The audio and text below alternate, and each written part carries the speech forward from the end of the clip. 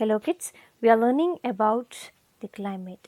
In previous class, we learned about the difference between weather and climate and factor affecting climate. And in that, we finished learning about distance from the equator. So in today's class, let us learn the remaining topics. That is high above sea level, distance from the sea, winds, the amount of moisture in the air. So, children, have you visited a hill station? So, you know that it is cooler up in the hills than in the plains. So, even if the two places are the same distance away from the equator. So, when you visited the hill station, the place will be cooler than the plains. So, even if the place is the same distance away from the equator. So, the higher you go, the cooler it becomes. So, for example, when you travel to Mercury from Virajpet, the Virajpet it will be hot. When you reach to Mercury, the place will be cooler because it is high place. So, it is hill stations, right? Yes, in the same way, the higher you go, the cooler it becomes. Because the peak of the high mountain, you all know peaks, mountain peaks, is it is covered with snow throughout the year. So, when you go to the higher places, the places will be cooler. So, you have experienced when you reach to Mercury, the place will is very cool because it is little high place. So the higher you go, the cooler it becomes. So thus the higher a place is from sea level, the cooler is its climate. So the places which is higher from the sea level, the climate is cooler. So the climate is cooler when the places is higher than the sea level. So high above the sea level. So why there is cooler temperature in hilly areas and warmer temperature in plains? Yes, it is because hilly areas are far away from the sea level, whereas the plains are nearer to the sea level. So higher the places from the sea level and cooler is its climate. So higher the places from sea level and cooler is its climate. Next is distance from the sea. So you all know that water will eats up and cools more slowly. So water will eats up fast and it will cool up slowly than the land. So this will affect the climate of places near the sea. So the water in the sea will eats up and it will take long time to cool. So this will affect the places near the sea. So there is warm in winter and cooler in summer than other places far away from the sea. So the water in the sea will eats up and it takes long time to cool. So this will affect the places near the sea. So in winter it will be warm. The places near the sea, the places will be warm in winter and cool in summer. So the places near the sea is cool winter, it is warm and cool in summer. So for example, so you can see here Mumbai is closer to the equator. So Mumbai is closer to the equator. So but Delhi is little far. So we can therefore expect it is be warm than the Delhi during the summer because this Mumbai is situated near the sea coast. So it is warm, cooler in the summer. So than the Delhi.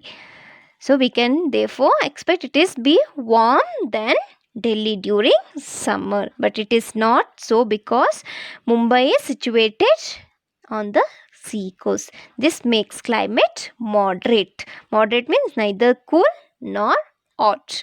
So the Mumbai climate is neither cool nor hot because it is situated near the sea coast. So, high above the sea level will affect the climate, and distance from the sea also will affect on the climate.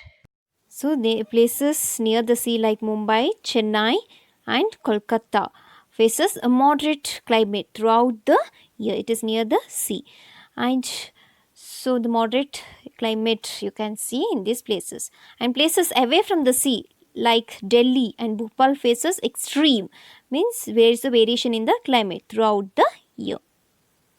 Factor which is determine the climate of a place is winds. So winds that tend to flow in particular direction in different parts of the world. So you can see a wind which is blowing in a particular direction into the different part of the world. So they may be cool. The wind which is blowing, it may be cool or hot, it may be dry, or it may be full of moisture depending on from where they come from.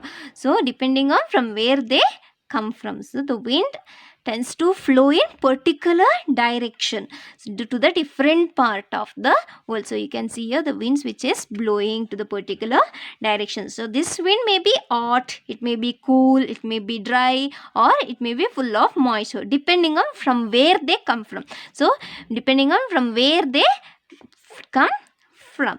So for example, the monsoon winds from Indian Ocean. So the monsoon winds from, this is the Indian Ocean, the monsoon wind. So this wind, the monsoon wind from the Indian Ocean and from the Arabian Sea. So the wind which is blowing from Indian Ocean and the Arabian Sea bring rain to the large part of the India. So the wind which is blowing from Indian Ocean and the Arabian Sea, this wind which is flowing to different part of the India, it will bring rain. So the wind which is blowing from Arabian Sea and Indian Ocean will bring rain to different part of India. So the hot wind from the Thar Desert make Delhi very hot during the summer. So the hot wind which is blowing from the Thar Desert, so this the desert, no, so from the Thar Desert, which is the wind which is flowing from the Thar Desert will bring a very hot during the summer. The hot desert air will makes the Delhi very hot during the summer. So thus the climate of an area is affected by the wind also. Next is humidity. So what do you mean by humidity? Humidity means the amount of water vapor in the air. So in you all know that in air there is a water vapor. What do you mean by water vapor? When you boil the water, you can see the water vapor.